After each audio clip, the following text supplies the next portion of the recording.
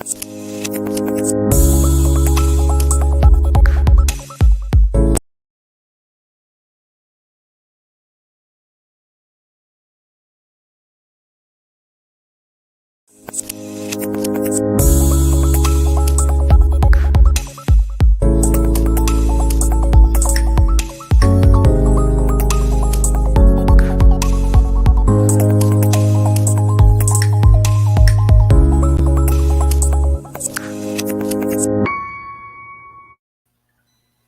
everyone, welcome to Monday's edition of Just Parlays. I'm Jim Williams along with Chris King.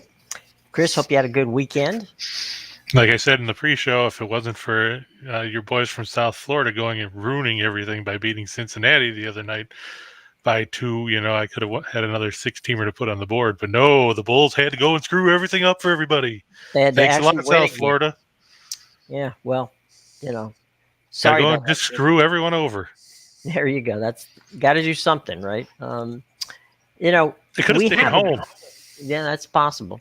Tell you what, we're going to bring in our guest for today, and she's always welcome here, Allie Burns. Now, Allie Burns has a show called Morning Wood, which airs exactly the same time over on our friends at Picks and Parlays. But we highly recommend that if you're going to like Allie because you liked her last week, but watch us and then go watch Allie, okay? So, or just watch Allie, either way.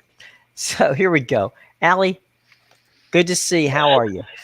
Hi, guys. How's it going? It's going okay. I tried to give you a nice plug there and make sure that our folks, drop by and say hi. I appreciate that. And it's good news. Now the Morning Wood show is going to start at 1 p.m. Eastern. So you guys can jump in on my show at 1 Eastern and give me your picks for our contest. And then you can jump over and hang out with you guys, with Jim and Chris. And are we blaming Lenny for that? No, we're blaming Craig. Okay. It's so funny too, because Lenny and I are like 10 a.m. the humanity, because we're in Vegas like 30 minutes earlier. Oh my God, I guess we could do it. So we're a little bit put a gun to my head. Yes. So did you have a nice weekend, Allie? I did. I had a really good weekend. I went to kind of a spiritual retreat thing, and I cleansed my soul, cleansed my mind. So that would make one of us. Apparently you didn't cleanse South Florida from stealing games from people. I did not do that. That was not on my list. It should have been. Somebody should have put it down. I'm going to blame Lenny for that too. Because of Lenny, I had to watch the Maple Leafs nearly blow a 6-goal lead the other night before beating Detroit 10-7. Oh my! So what, they got the field goal? What was that?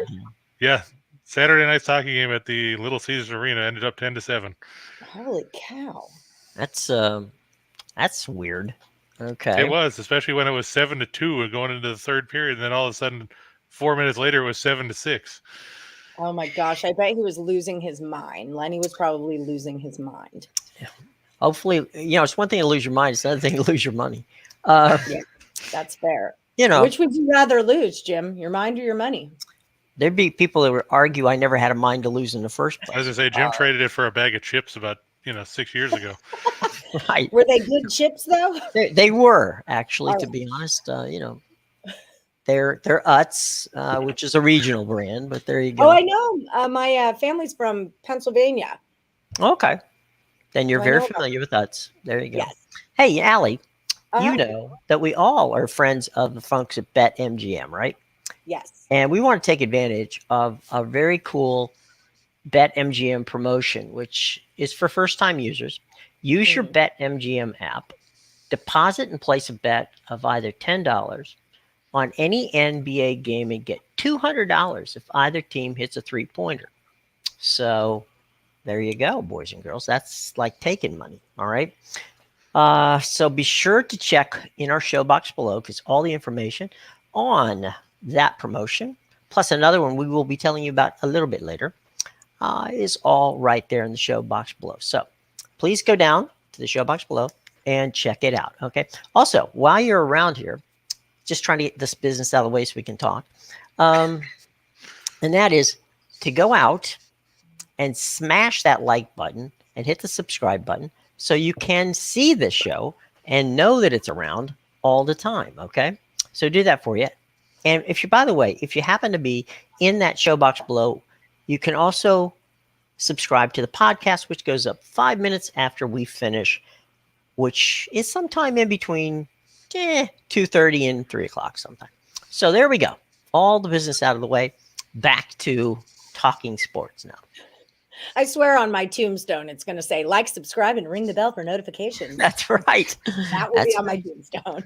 Got it. Well, I actually have a crawl that does it. So I do it verbally and then, shamelessly scrolling across the screen there. Well, look at that, Jim. John's already asking tonight about Texas Tech and Kansas State. Talk about I Texas love Tech. this Texas Tech team. Like, I love them. I didn't love them the other day when they lost to TCU.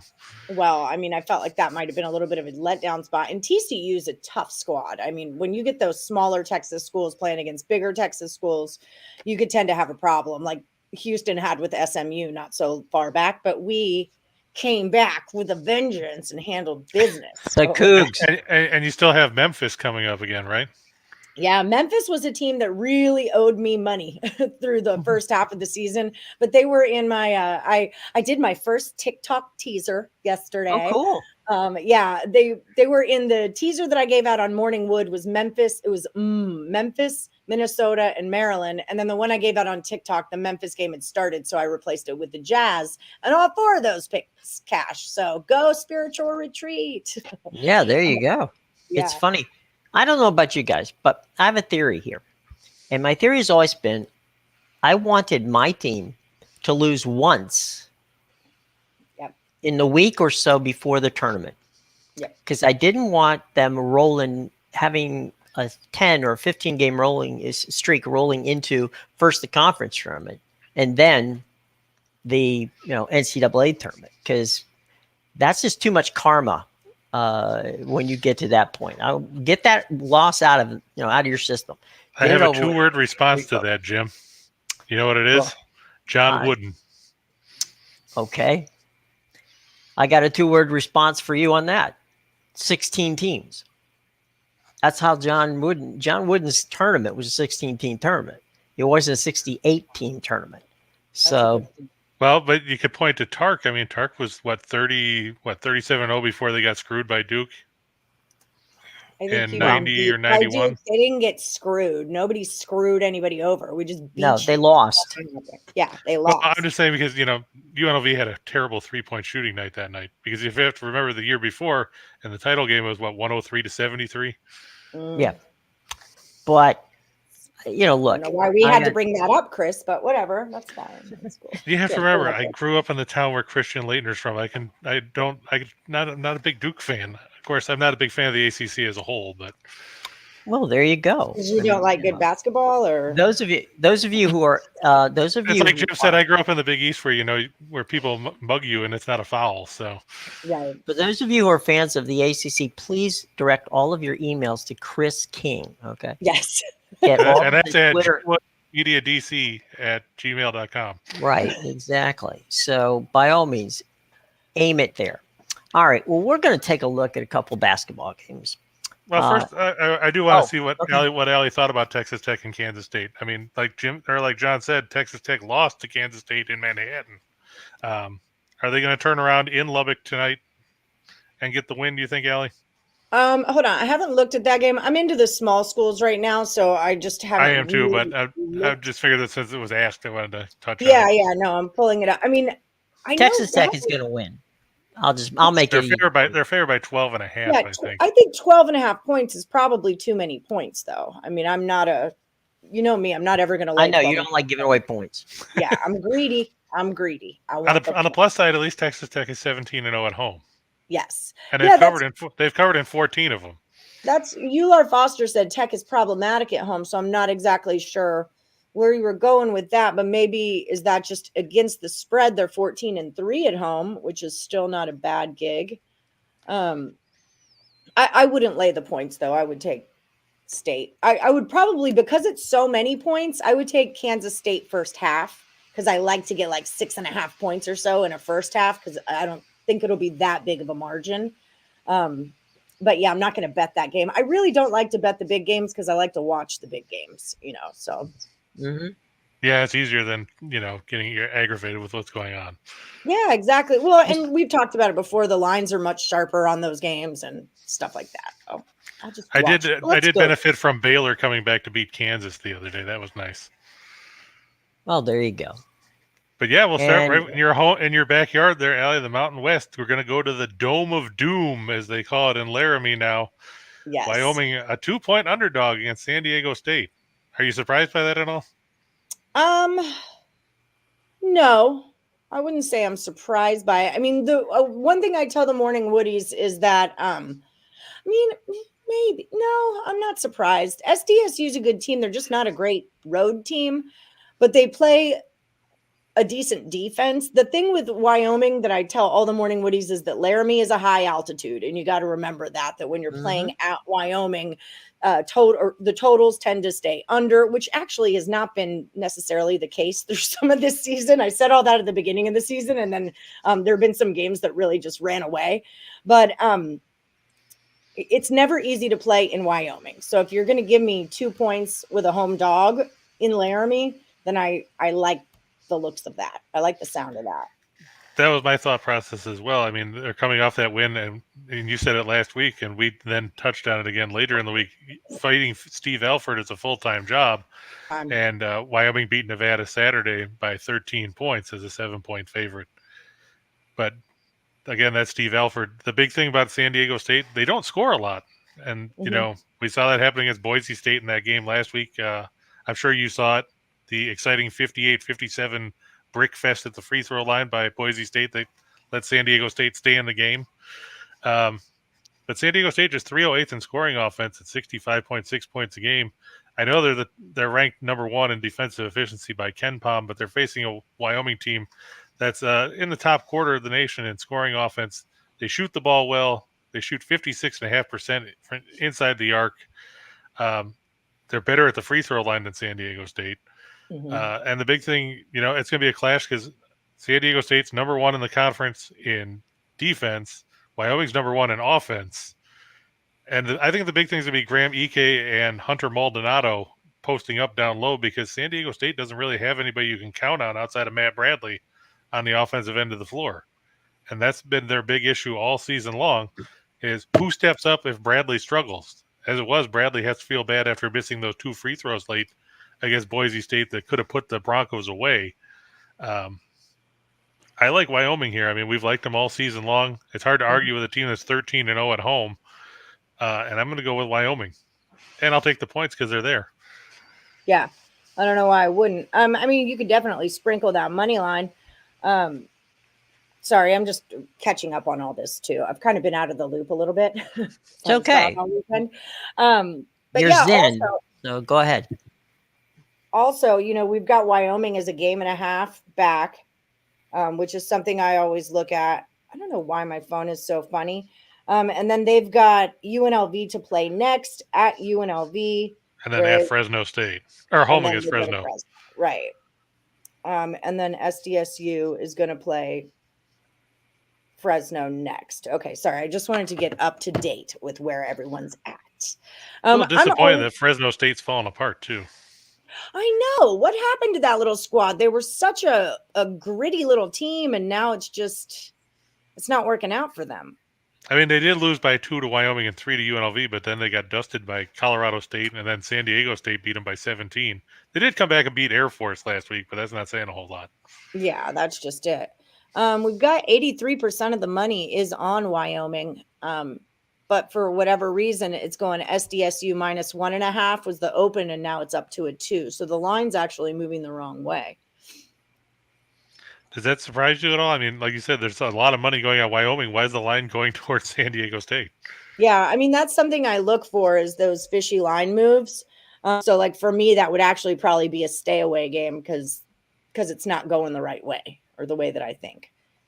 That's just like my brain because there's so many games to go through. I have these little certain rules that save me time, right. Like if you're a home team and I've got to lay a run and a half in a baseball game or a hockey game, I've got to lay the goal and a half. I just don't even look at the game because I'm not giving points away for a home team where you might not play a 9th inning. Hockey's a little different, but I just don't like to give points away in games that typically end by a margin of 1 point, if that makes sense. Right. Yeah, no, that makes sense. I mean, no sense giving away something when the goal here is to win. Yeah, so that's my thing. Like, if the line is moving funny, it's typically just a stay away game for me. But if I was going to play this, I would play Wyoming plus 2 points. Absolutely. Okay. Moving on, we're going east, way east. Right, we're gonna go all the way out to Long Island, home of Scott Reichel. Right. Hofstra, Wave as you go by. Yeah. Yeah, the Hofstra Pride favored against the Charleston Cougars in a game that'll probably be a track meet because neither team knows what defense is. I guess that goes for Hofstra. That goes back to the way Speedy Claxton played when he played college basketball for Charleston. It's been a while, yeah. For Charleston, that's just the way Pat Kelsey's teams play. They don't play defense. I think he forgot how that works, probably from playing coaching in the Big South at Winthrop. The Winthrop, yeah. Hofstra 37th in scoring offense, 77.6 points a night. They shoot well inside the arc. They knock down a lot of threes. And that last stat, Jim, probably the most telling, 80.2% at the free throw line. And I think that's going to come in handy today because we'll get to that in a second. But Charleston 31st in scoring offense, 78.2 points per game, but that's because they run. They're, I believe, and I'll just double check here. Charleston is second in the nation in adjusted tempo at 74 possessions a game. When you get that many possessions, it's easy to score points, even if you can't shoot, which apparently is the Cougars' problem. And sadly, Charleston 330th in scoring defense, so they give up almost as many points as they score, 76.6 points a night. They're 297th in field goal percentage defense, 273rd inside the arc, 223rd in three-point defense, and probably the toughest stat in this one, Charleston 350th in the nation as opponents knock down 16.2 free throws a game, and they're 349th by giving up 22.5 attempts at the stripe. If you're going to give up that many free throws to Hofstra, it'll probably be like that the 76ers game yesterday where Embiid shot 27 free throws by himself. Then I'm looking for Hofstra to take advantage of getting to the stripe a whole bunch of times to put away Charleston at home to earn their 21st win of the season. And they'll close the regular season there, hopefully 21-10 with the win. They'll finish third in the CAA regular season mark because UNC Wilmington 15-3, Towson is 14-3. They play Delaware tonight in another matchup. That'll be interesting to see if the Blue Hens can bounce back from the issues they've had. But in this one, I'm going to go with Hofstra and give the 5.5 points. I just can't trust Charleston to stop anybody. I'm on the other side of this. I already bet it. Just to be full transparency here. You don't have to agree. Well, I'm not gonna. So there. Well, that's what I said. I got you on Coppin last week, remember? Yeah, I remember Coppin. Right. Yeah, I think it'll be a closer game. I think Hofstra wins the game, but I think it's closer. My other thing was I actually think it goes under. 160, if you look in their last 5, I mean, Charleston's gone over that once. Hofstra's gone over that once. The last time they played, it was a 149. I have Charleston averaging, through my numbers, a 157 in their last 5, and I have Hofstra averaging a 148. So I didn't play the under, but I'm leaning towards an under, and I did play the plus 5.5. I think it's going to be a closer game. I'll say that right off the bat that this is a one-bid league, right? So, and I don't think, I think Hofstra's good enough to be one of the top 3 or 4 in the tournament. But when the tournament time comes, it's either going to go. Who's leading that division? UNC Wilmington is 15-3. Towson is 14-3. It's going to be one of those 2 teams. I think Wilmington's going to come. Wilmington's due for some regression because they've won a bunch of games, even though they don't shoot to save their lives. My other thing with this was like the recent strength of schedule. Where hold on, let me just make sure what I'm about to say is correct before I say it. Yeah. Oh, why start now? Right. That's fair. College of Charleston played Drexel. They played Delaware. They played Northeastern, which is at the bottom, but they only lost by 3. They pushed with Towson. Whereas Hofstra just got off of William and Mary and Elon and Northeastern and Elon again. So their past 5 games, their strength of schedule has not been the toughest in the whole wide world. Whereas it feels like College of Charleston is covering, they're coming for you. They want to play. They only lost by 1 to Drexel as a 3-point dog, lost by 3 as a 4-point dog to Delaware. So I love Purdue Fort Wayne. I'm a sucker for Purdue Fort Wayne. Yeah, I like the one for you Mastodons. They guys. played some good basketball Mhm. down the stretch. James has a question for you guys. What do you think of Purdue Fort Wayne at 550 to win the Horizon tournament? Love, love, love. Love to love you, baby.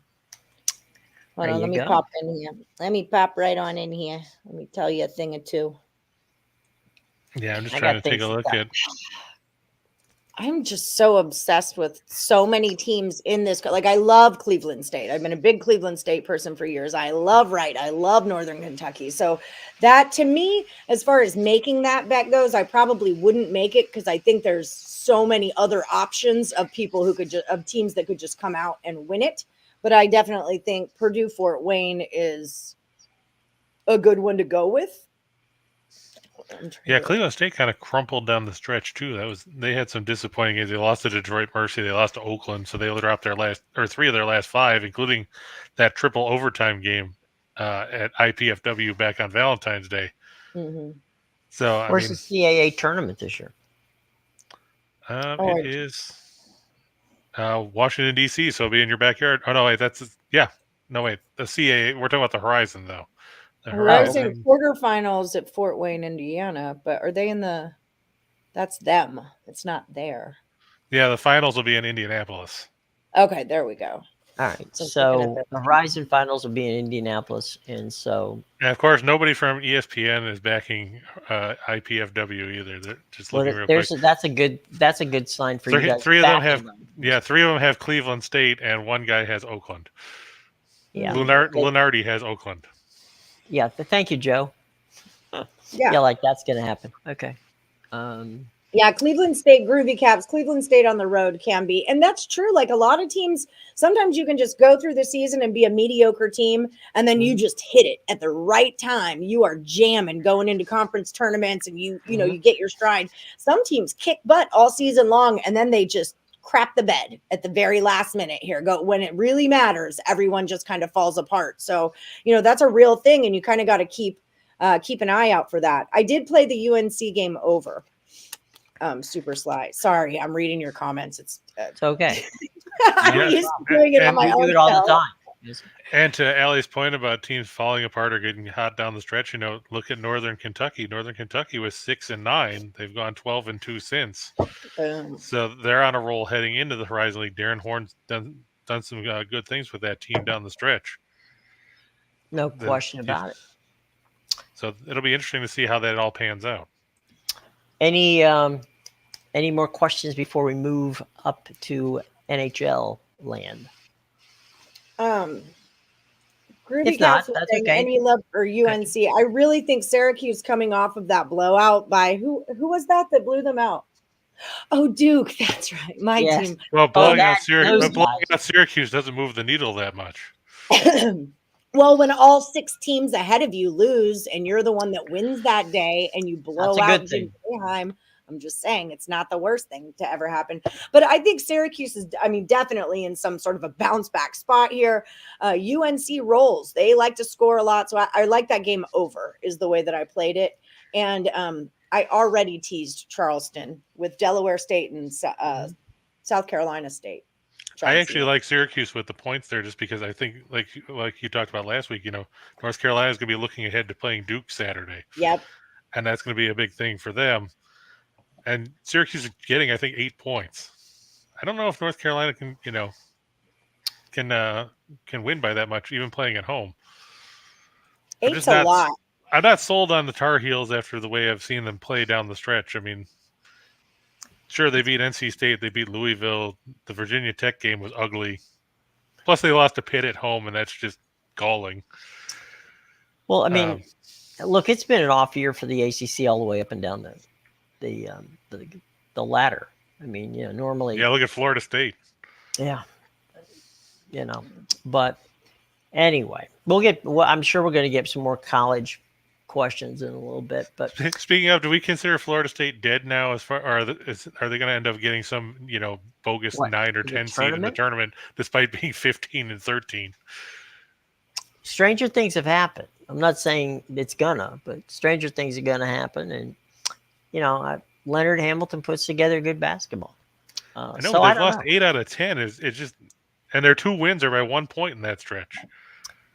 You asked me if they could do it. I didn't Oh, say I they know. were gonna I'm do just it. looking at their record, though. I'm wondering, if they do get in, you'd have to wonder what good mid-major is going to get shafted because of the fact that they wanted to put Florida State in the tournament. It happens every year. I mean, when you get 7 teams out of the Big Ten and 6 teams out of the ACC and 5 teams out of the other Power 5 schools, that doesn't leave you a lot of room to sneak. That's what I'm saying. Some of these smaller leagues who probably have teams that could, go deep into the tournament don't get there because they never get a chance.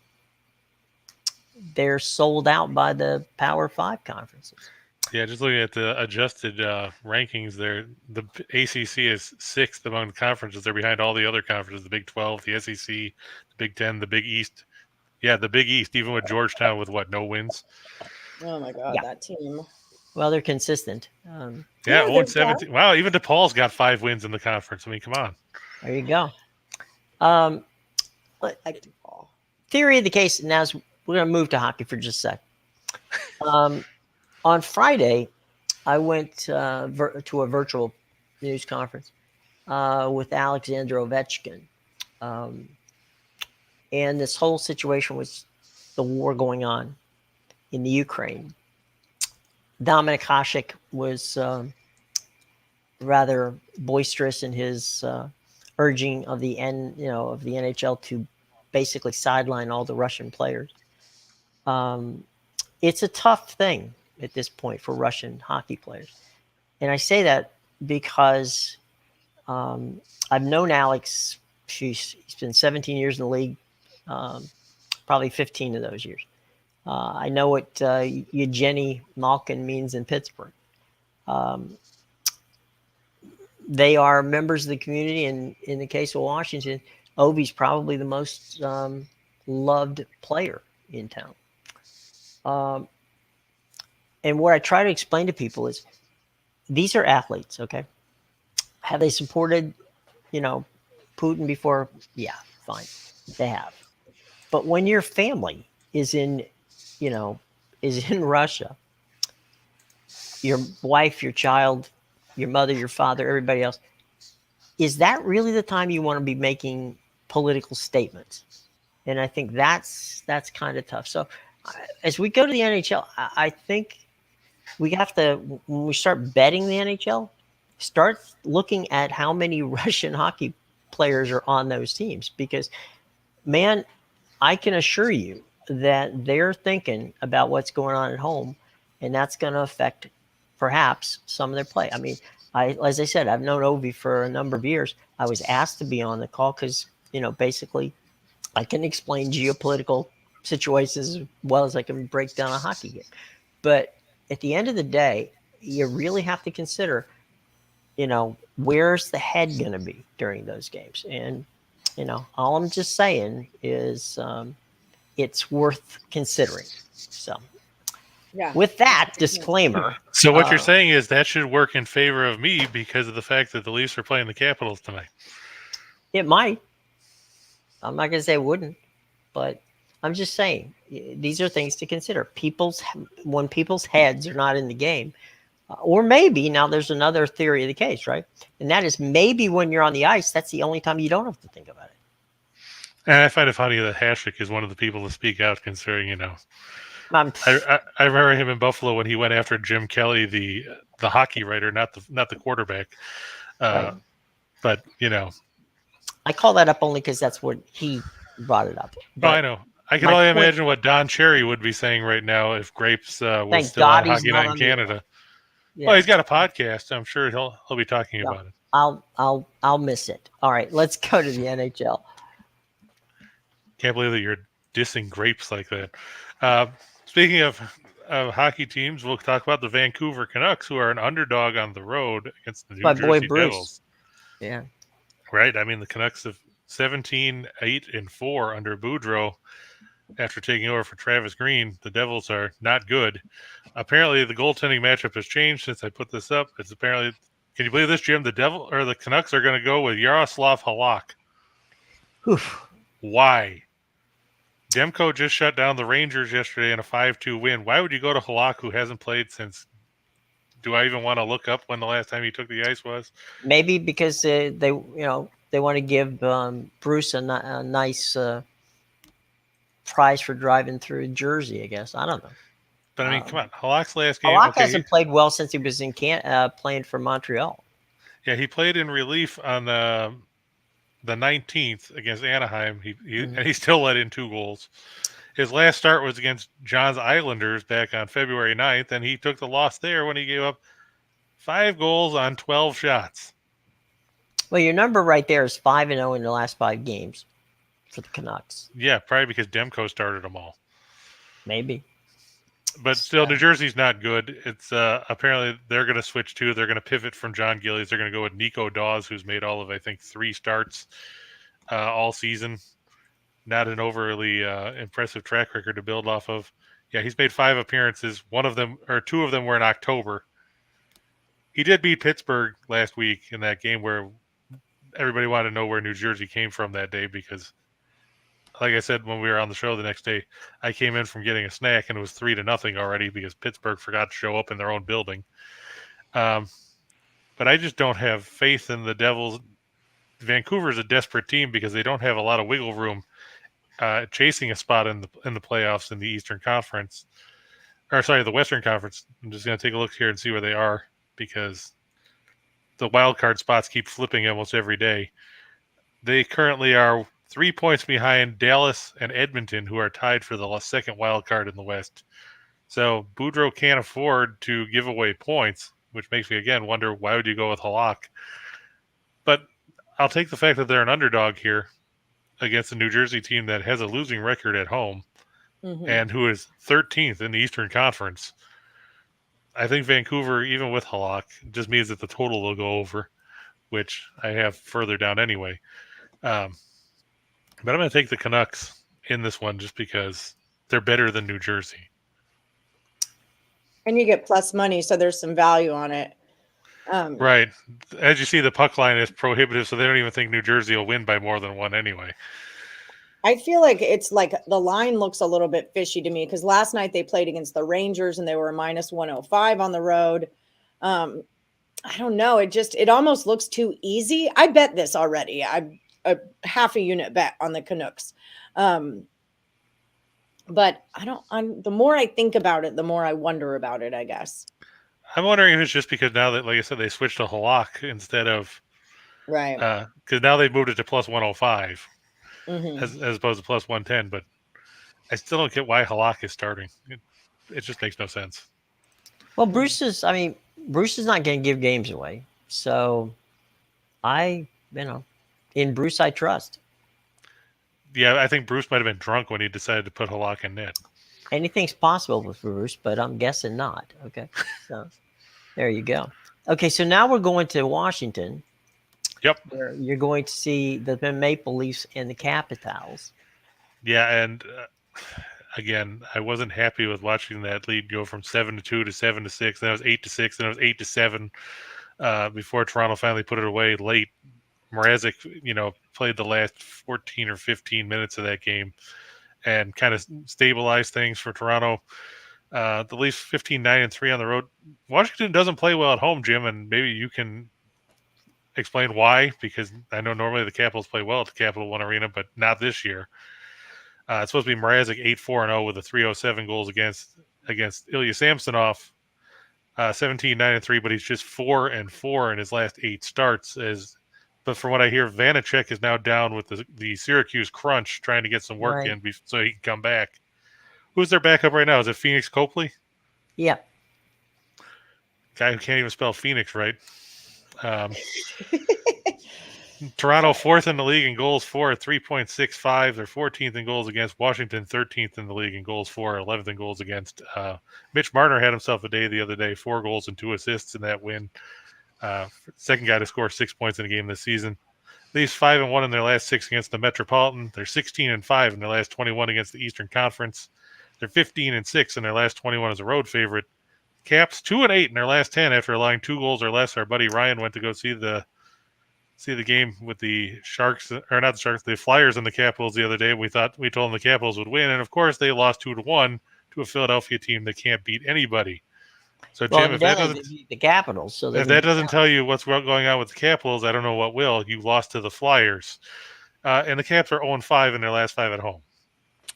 Yeah, there's that. No, look, it's a team that's just not playing to their capabilities, and that's about all you can say. I mean, they've got Oshie back now and everything else, and Backstrom is there, and Kuznetsov. You can't make excuses. The fact of the matter is that they're not playing to their potential, and that happens in all types of sports.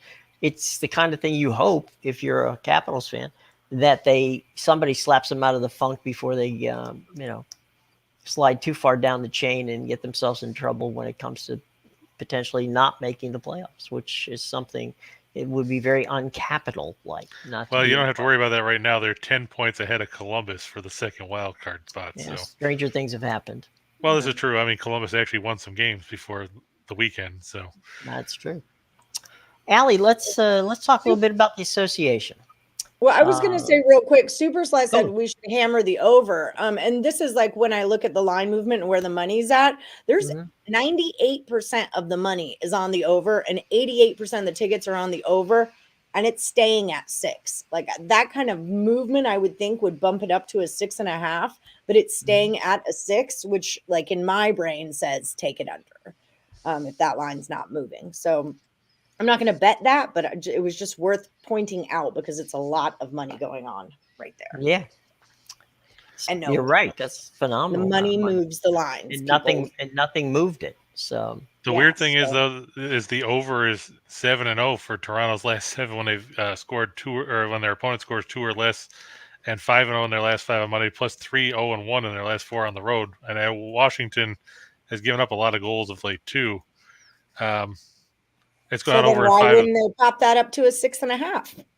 Maybe they're just slow to react. They're not that slow. No, that would not be it. They're not going to let 98% of the money get onto something before they move the line. Right. They don't want to see 98% of the money go. Yeah, they're not trying to balance it, is what I'm saying. You guys want to keep taking it over 6? Take it over 6. Take it over 6. This game finishes 3-2, kind of a thing. So, I mean, I'm definitely not a hockey expert. I'm not an anything expert, really, to be quite honest with you.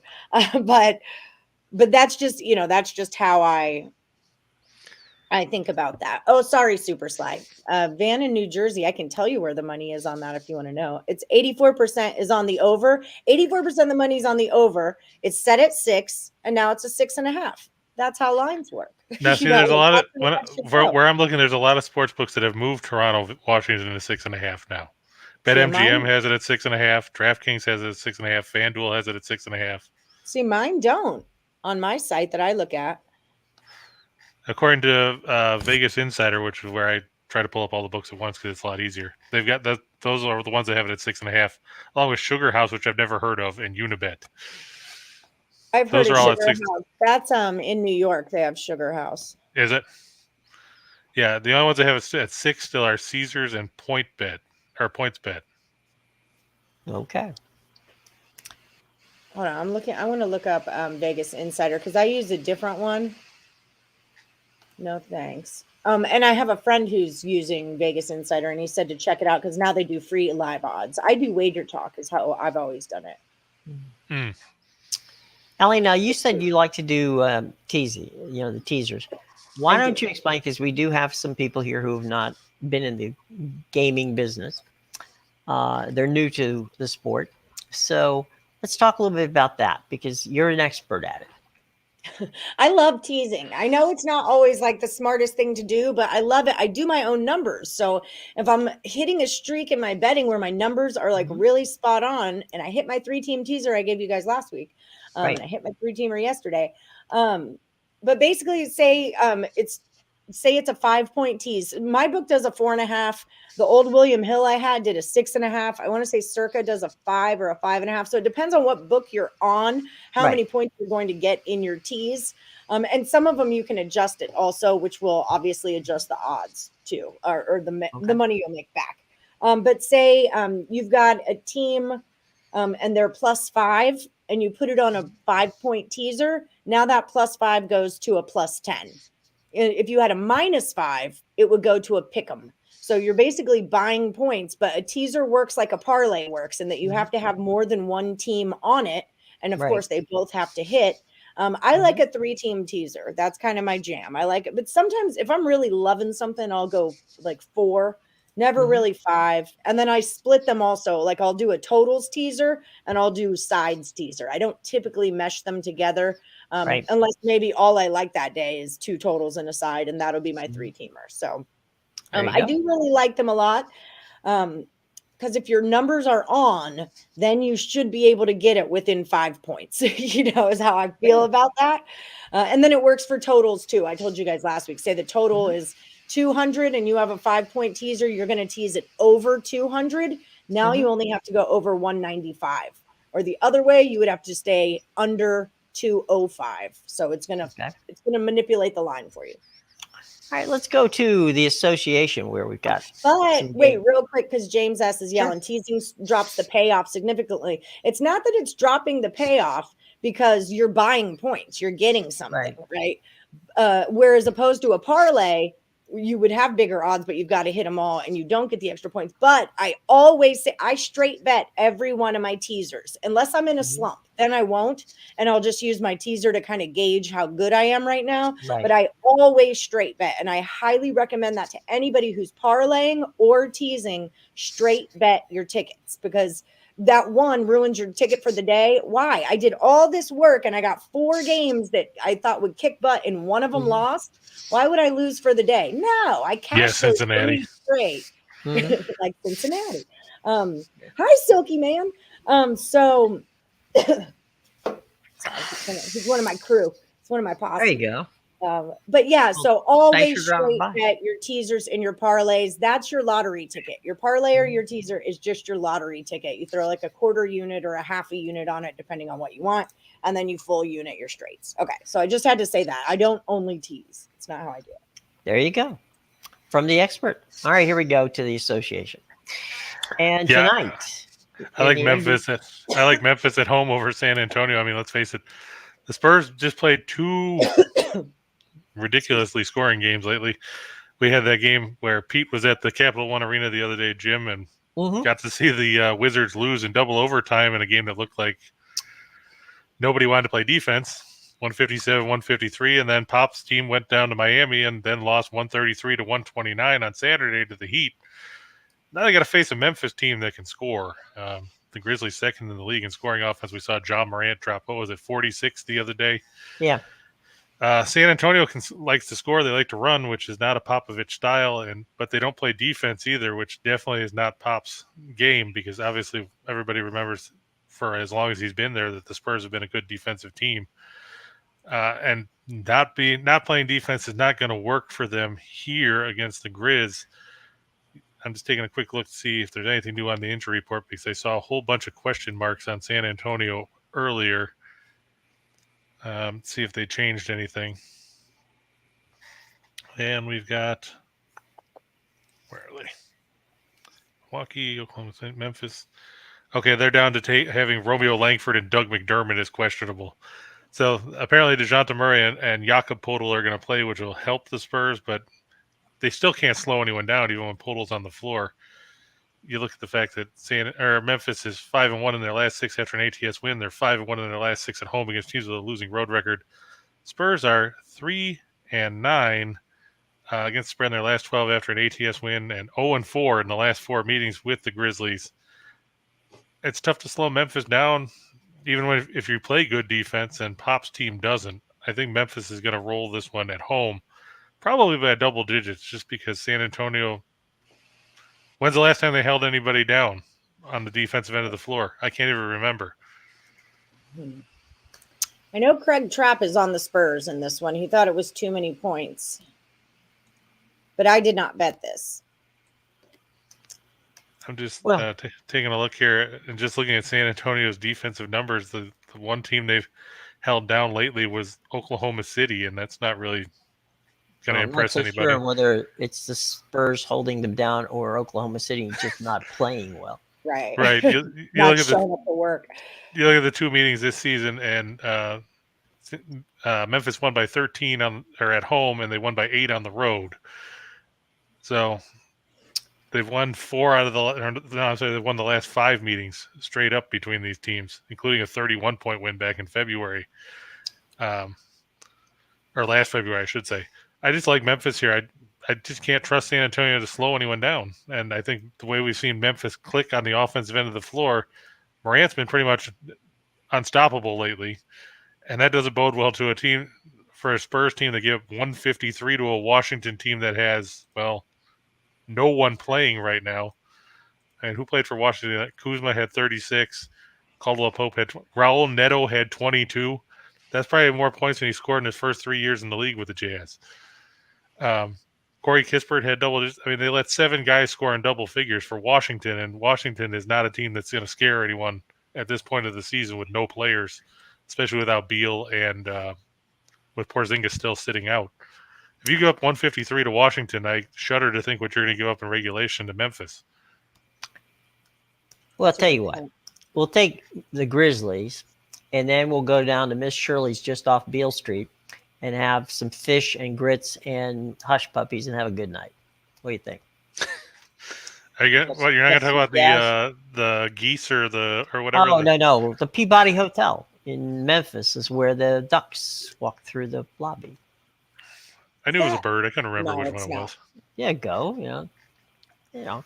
So if you're gonna go to Memphis, you're gonna go to Miss Shirley's, have some fish, listen to some jazz, and watch the Grizz play. So there you go. That's a good night. I like it. There you go. Where we're going next, Chris? We're gonna go to Brooklyn. Oh Jesus. Okay. Yep. There you go. We're going to be up all night because there's no sleep till Brooklyn. So I backed the Raptors on Friday and watched them forget to get on the plane to go to Charlotte. Then, of course, they didn't show up in Atlanta either. But they're facing a Brooklyn team that still won't have Kevin Durant, and Kyrie Irving still can't play until maybe at least next week at home. Joe Harris, I guess he's going to have another surgery on his ankle, so who knows when he'll play again. And, let's face it, the Nets, they beat Milwaukee the other day more because Milwaukee beat themselves. I watched most of the second half of that game and wondered why Antetokounmpo was trying to, shoot a free throw or made a free throw when his team was down in the final seconds instead of, missing it to try to get a shot to tie the game. But looking at the injury report for the Nets, it's not pretty. I mean, you're minus your top 2 guys. Ben Simmons probably won't be back. I guess he hurt himself conditioning to get back on the floor, so now they're saying mid-March. Yeah. Maybe. What a trade that was. You traded away, or you traded to get him, and now he's not going to play. At least they've got Seth Curry. I was going to say, I do love Seth Curry on that team, though. That was probably the best part of that whole trade. Yeah, I mean, you've got Drummond, but, he hasn't been effective as an offensive player in, 6-7 years? I don't like the Nets. I mean, when they have Irving and Durant and all those guys, sure, they're great. The problem is when it's kind of like the Lakers with LeBron and AD. When they're on the floor, they're great, but when are you going to see them? Yeah. And I look at the picture. There you go, the team picture. There you go, or the program, because they'll be in there even if they're not on the floor. But the Nets are 6-20-1 against the spread in their last 27 at home. They're 1-7 in their last 8 at home against teams with a winning road record. Toronto's covered in the last 4 meetings in Brooklyn. Fred VanVleet is supposed to play. I know he's dealing with a sore knee. OG Anunoby, of course, I still don't know how he broke his finger because it wasn't broken going into the All-Star break, but now all of a sudden he's hurt. But I still think Toronto will bounce back here. The Nets just have too many missing pieces at this point. He broke his finger in morning workout. Oh.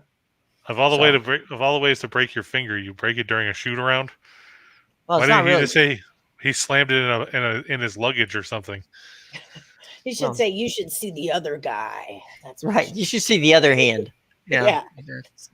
But quick note: Allie's a baseball girl. Mhm.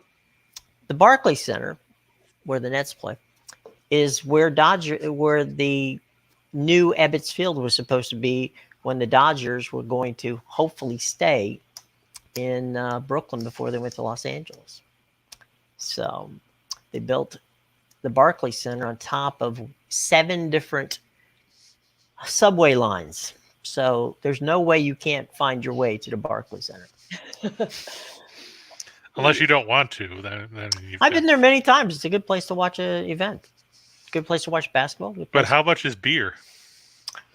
I don't know. Plastic flask. You need a plastic flask. I was wondering if it was more expensive than the Gila River Arena. Since we talked about it's that. Not that. People in Brooklyn wouldn't pay it. That's true. Too many places to go and eat in Brooklyn and have fun. Yeah, but you wouldn't be at the Barclays Center. Yeah, go to the Barclays Center, have fun, enjoy the game, then go out. As Allie said, you don't sleep when you go to Brooklyn. Yeah, there's no sleep till you get to Brooklyn. Then you can sleep, but no sleep until you're at Brooklyn. Yeah. Okay. But then you got to watch a game, you got to drink some beers, and then you're all right. Yeah.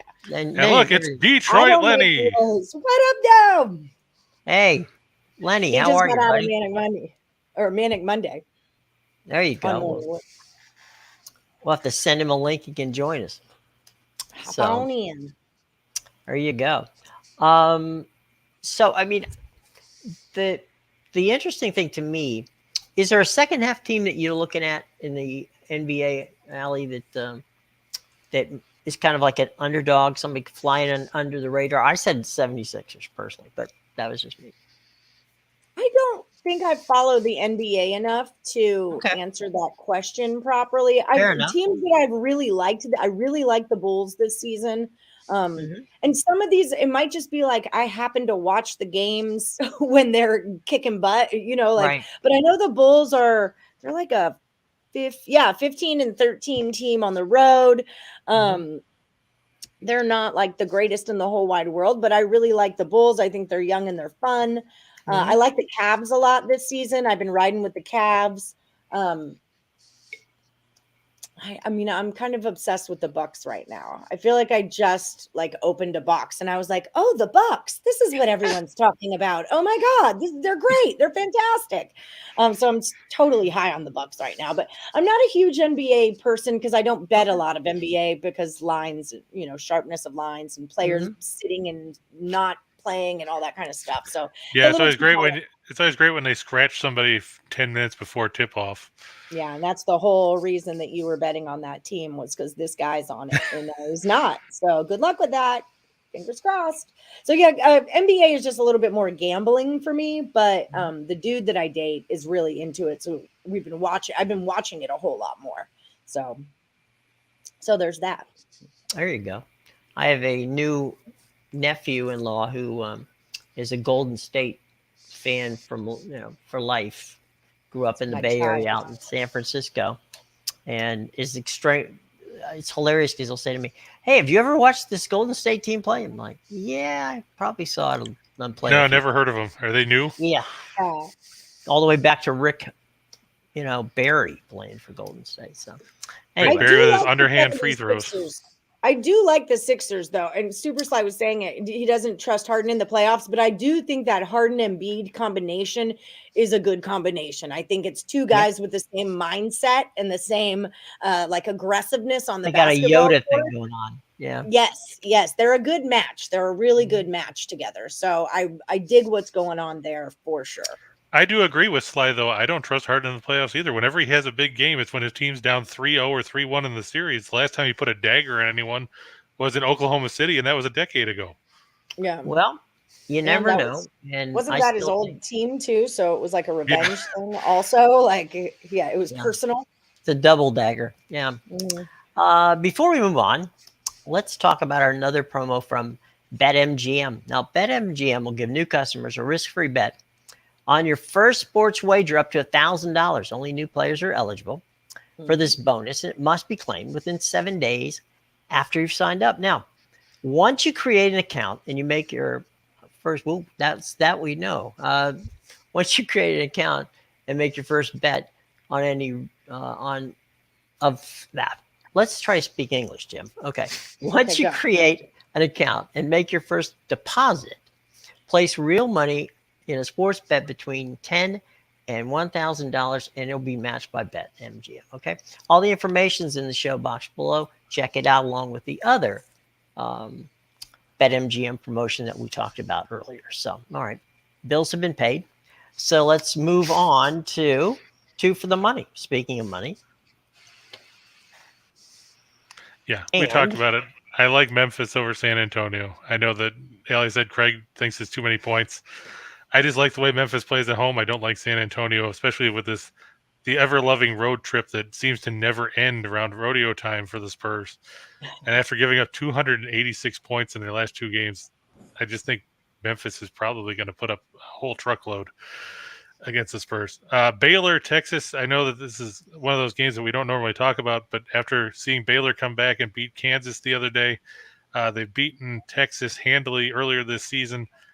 And let's face it, the Bears were one of those few teams that were ranked that actually won over the weekend, as we watched 7 of the top 10 teams in the nation fall. Strangely, Gonzaga and Arizona still 1-2 in the new polls after that. But I like Baylor here. They're only given 1.5 points. I think they should win that one. And then Vancouver, we talked about over New Jersey, and I'm sticking with Hofstra over Charleston. I just think that, I don't like the Cougars. I don't like Pat Kelsey's style. It might work. It worked in the Big South, the helter-skelter, basically the Paul Westhead type offense. But you're facing a team in Hofstra that can do it just as well, and the Pride are at home, and they shoot free throws, and that's going to be the difference. Okay, 4 for the show. Yeah, it's here somewhere. There it is. The Raptors over the Nets. I like Fordham, and I know that we never talk about Fordham because, hey, they're a crappy team in the A10. Well, you know who else is a crappy team in the A10? UMass. Yes. This game's at Fordham, so now, Jim, we've talked about this before, and you got the wrong borough because you said your brother yelled at you about it. There you go. It's in the Bronx. Okay. I just know it's Rose Hill Gymnasium or something like that. It's in the Bronx. Yeah, because didn't you say it was Queens last time, and then your brother got mad? No. I said that a lot of people think it's in Queens. It's in Brooklyn, and it's about not Brooklyn. It's in the Bronx. And it's about 6 blocks from Yankee Stadium. Well, you said your brother said you didn't know where Fordham was. Well, my brother's wrong. I do know where Fordham was. But yeah, this one's at Fordham. I don't really like UMass. I've watched them play a bunch of times. They're 2-7 on the road. Fordham actually has a winning home record. They're 8-4, and they're 9-3 against the spread at home. The line's actually down. Well, it was down. Let me make sure it still is. No, it's still at 2. Okay. Some books have it at 1.5. Either way, I think Fordham should prevail. Neptune has done a good job there, taking over after the Jeff Neubauer debacle that was running that program into the ground. We talked about Wyoming and San Diego State. It's hard to argue with a team that's 13-0 at home. And like Allie said, playing in Laramie is a high altitude. I think you're going to see a big crowd there, and I think that they're going to beat another team up near the top of the Mountain West. I mean, we've seen them beat Fresno State. We've seen them beat Boise State. They've beaten Colorado State there. Wyoming's good. They're one of those teams that nobody talks about except us and probably Allie because everybody overlooks them. Yeah. And like I said, I like Syracuse +8 over North Carolina. I know the Tar Heels are at home. I think the Tar Heels will win. But I think, they're also looking ahead to that game against Duke because who else would love to ruin Krzyzewski's last game at Cameron Indoor than the Tar Heels? Yep. Yeah, 100%. Well, and like if you get your butt beat by Duke, like now you can take it out on UNC. You can take it out on their little brother, and that's true too. I think, and I think, the weird thing about that game the other day was, with Syracuse was that Buddy Boeheim was insisting on shooting the ball almost every possession. They have more than one guy on that team that you wouldn't have known from watching it. But he took 21 shots in that game. This is Jim's last year too, isn't it? He's been saying that since 2007? I remember him saying that he's retiring when Buddy graduates. that was his buddy's pick. grandson. I mean, he's been there forever. I mean, have you seen the pictures when Carmelo Anthony played for Syracuse and Buddy Boeheim is in the locker room with him, and he's like he's 5 or whatever. He's this little kid, but that's how long Jim Boeheim's been there. You know, it's crazy. That family has their whole legacy is surrounded in that school. So with Boeheim's last time, go ahead. My first year of doing basketball with ESPN was 1979, and the first thing we did was Big East basketball. So I've seen Jim Boeheim more times than I care to mention. Do you know a guy named Tony Renaud, Jim? Tony Renaud. Yeah. I know of him. I think so. Okay. His wife is who I went to my spiritual retreat with over the weekend. He lives here in town. He's a friend of mine, but he was ESPN like since way back then too. He used to back in the day. He used to manage the Charlotte Hornets. Way back. Yeah. There you go. Not a bad situation. Speaking of Boeheim, real quick, he says that next year he'll be minus 3 of his 5 starters because not only will Buddy Boeheim be gone, apparently Jimmy Boeheim will be gone too, and so will Cole Swider. He said that on his weekly talk show last week. Well, so maybe he'll finally retire. I mean, my first memories of Boeheim was back in the mid '80s in the Ronnie Cycli, Sherman Douglas era. And still watching him, grimace when Keith Smart hit that jumper in the '87 title game. Well, there's some characters in that time. You had John. You had Ricky Pitino was at Providence. Mm-hmm. You had Big John Thompson at Georgetown. You had Carnesecca at St. John's. Carnesecca at St. John's. You had Louis De Palma over in Philly at Villanova. You mean Raleigh Massimino? Raleigh Massimino over there. PJ Carlissimo was at Seton Hall. That's what I was going to say was Carlissimo. I love them. So, you had some Hall of Fame coaches in that league. It was, you weren't going to get a night off in that league back in the day, but Jimmy's the only one left. I mean, last man standing. I mean, John passed away years ago. I mean, Pitino's still around. And Pitino's playing, coaching in Iona. So, but Rick was like the little kid at that time. I mean, Rick was in his 20s coaching. Well, I'm talking about kids. I mean, remember when Pitino took that team to the Final Four, Billy Donovan, who's now coaching the Bulls, was his point guard. Right. That's right. And then he went on to be the coach of Florida with Noah and those kids and won back-to-back national championships. Back-to-back. Back-to-back national championships. So there you go. All right, Allie, we're at the part of the show which is we like to call our Chinese menu. And this is whatever you want. Okay. We don't get to call it, a Charlie Foxtrot because, they don't let you talk like that on the show. Here you go. Zoom. Yeah, like Allie said, I like South Carolina State plus 10 over Howard. I know Howard is a good team.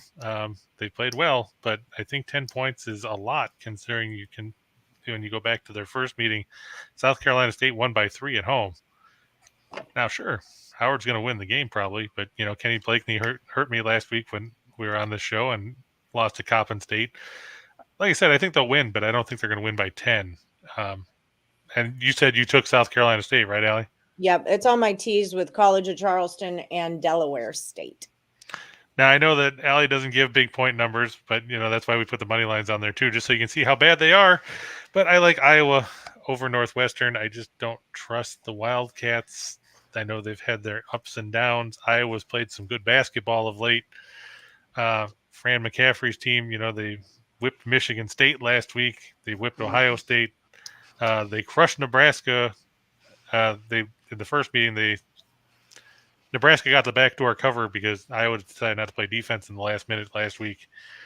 But let's face it, Northwestern, they lost to Penn State Friday. They've lost 4 out of 5, including that 17-point loss to Minnesota, which I don't know how that happened because Minnesota is another team that is not very good.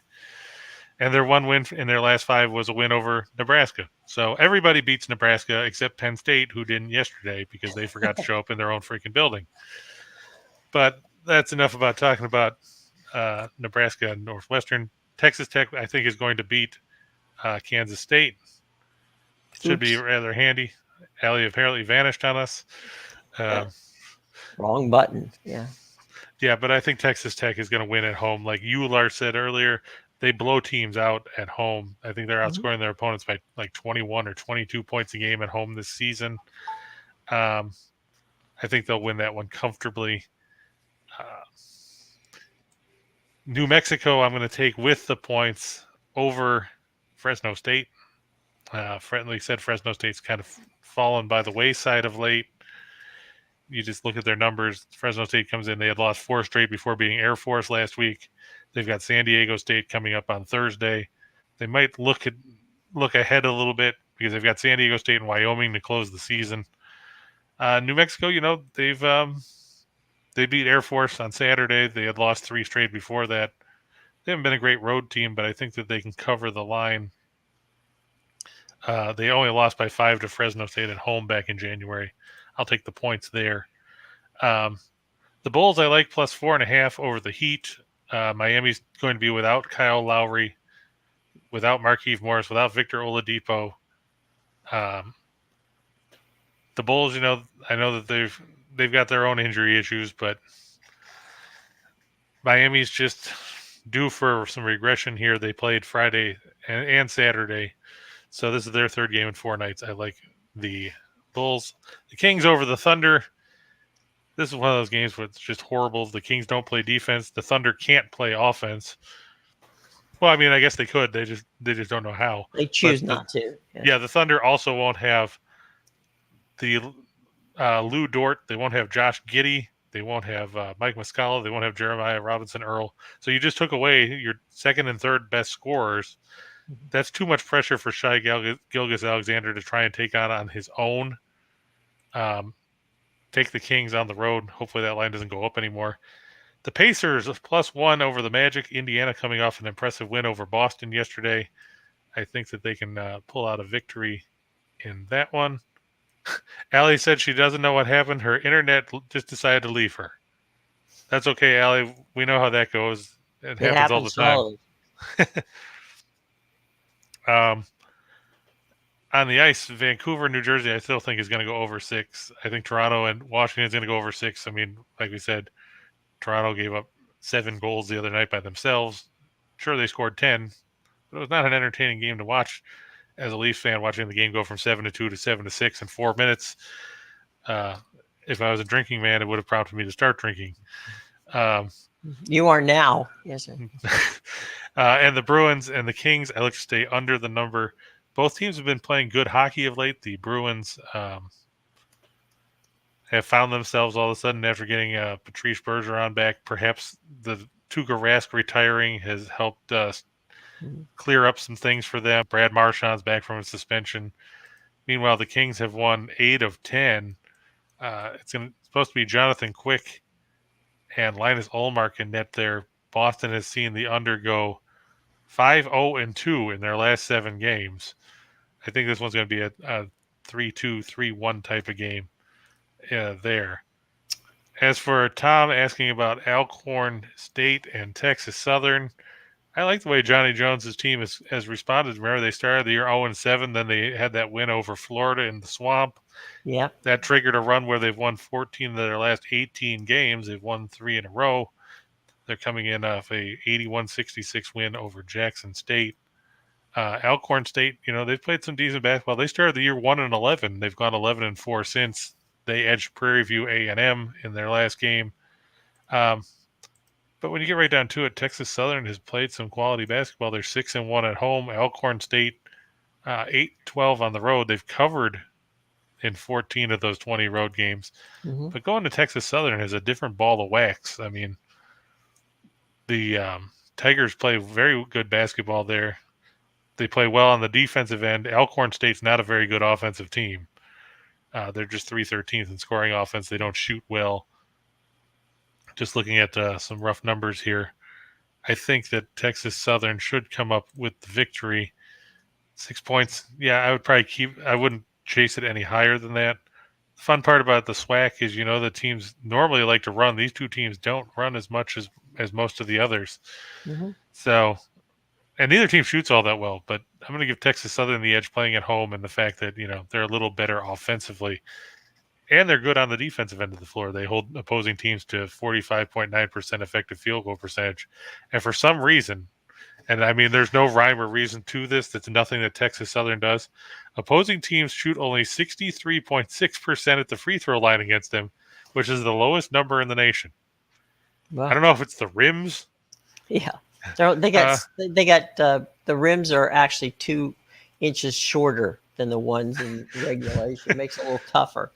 It's like when you play in the Euro League or something. Right. Yes, hit that ball. Let me do one other quick piece of business while you look at some questions to answer here. And that's our own Chris King, the best bets. That's right. You can get Chris's best parlays every day. Each day, Chris will send you his best parlay tickets to play, usually made up of 1, 2, or 4 teams or even greater. All right. Not everyone can win. I mean, we know that. Come on, folks. But playing the odds, Chris keeps things profitable, and he does win. In the last 2 weeks, Chris has won 2 16 parlays, 2 14 parlays, 1 16 parlay, 2 18 team parlays, earning a better $100 up to $30,000. So, and a dozen donuts. All the information on Chris's bets and how you can get them sent directly to your email or your phone is in the show box below, along with our MGM promotions and all the other cool stuff you need to know. Matthew got in touch with me over the weekend, and we talked about some games. He took Murray State, St. Bonaventure, and Wyoming in a money line parlay the other day and won. So that's a plus. Thanks, Matthew. Hope you enjoyed your winnings. I'm just looking here. A lot of everybody. I couldn't believe IPFW was an underdog over the weekend because, let's face it, there aren't a lot of good. We've talked about the Horizon League a lot. Right. But IPFW being an underdog at Detroit Mercy was strange. I mean, granted, Detroit Mercy had played well at home all season, but we were talking about an IPFW team that was 8-8. Now they're 20-10. John Kaufman's done a good job there. I was surprised they were an underdog, and anybody that jumped on it made a wise choice there. Just looking, we just talked about Texas Southern revenge spot at home. I mean, you have to consider, Alcorn State is a tough team. They beat Texas Southern by 1 at home, but that's why I think Texas Southern's going to bounce back here. John asked if a revenge spot is a real thing. Sure, because there's, especially in the bigger conferences, it's not, and to some extent smaller conference teams, you don't want to lose to whoever your rival is or anything like that. So you always want to try to, put the stick to them anytime you can. Let's see, scrolling down. Yep, don't see any other ones. If you happen to miss the show, and you get here late, just remember that if you don't want to watch us on YouTube, you can always listen to us on our podcast, which goes up, as I said, approximately 5 to 10 minutes after the show is over. You can find us at the Apple Podcast Store. You can find us on Spreaker, Stitcher, Spotify, as well as iHeart, TuneIn, and anywhere you get your podcasts. Okay, so if you can't see us live, which happens, okay, if you happen to be a fan of Allie's and you watch her show, you can pick us up on the podcast. Okay, so all that's going to be fun. Please go out and sign up, and we will have that delivered right to your phone, your tablet, or to both for free of charge. All right, so that's cool. All right, any final thoughts there, Mr. King, before we head out here on a Monday afternoon? Well, I mean, let's see. Min 12. Oh, he's talking about Cleveland, Minnesota. Okay, I'm just looking here. Yeah, Minnesota. It's a stat that we pulled up last week. Let me see if Minnesota University of? No, the Timberwolves. The Timberwolves are playing the Cavaliers tonight. Okay. If you look at the last 13 games Minnesota had on the road, and this was going into the All-Star break, Minnesota's road games in that stretch, in the last 13 road games, had seen an average total of 244.7 points per game. compared to their last 12 at home going into the break, where they had given up or seen an average of 218.3. So you're looking at a 26-point swing between home and road splits in that stretch. I'm just looking here to see what the total is. They've only got it at 218. I mean, I think the reason why you see it at that number right now is because of the fact that Cleveland leads the league in scoring defense. I'm just going to take a look at the splits here real quick to see what Minnesota scores and gives up on the road versus Cleveland. Let's see. Minnesota's for the season now averages 116.8 points a game, and they give up 117.2. So that's an average of 234 points a night. Cleveland, meanwhile, at home, 106, and they give up 99.2. So, I mean, you see that Cleveland plays good defense. The other thing that concerns me about the Cavs tonight, according to the injury report, shows that they won't have – where'd it go? Darius Garland is out again. So is Karis LeVert. So is Rondo, not like he scores any points. For Minnesota, the only person on the injury report to speak of is Malik Beasley, but he's probable tonight. 218 doesn't seem like it's that bad. Let me just see what Cleveland's done lately in regards to the total.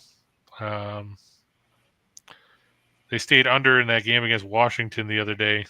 That was a horrible game to watch. Over, under. So the under 6-3-1 in Cleveland's last 10. In Minnesota's last 10, the over is 7-3.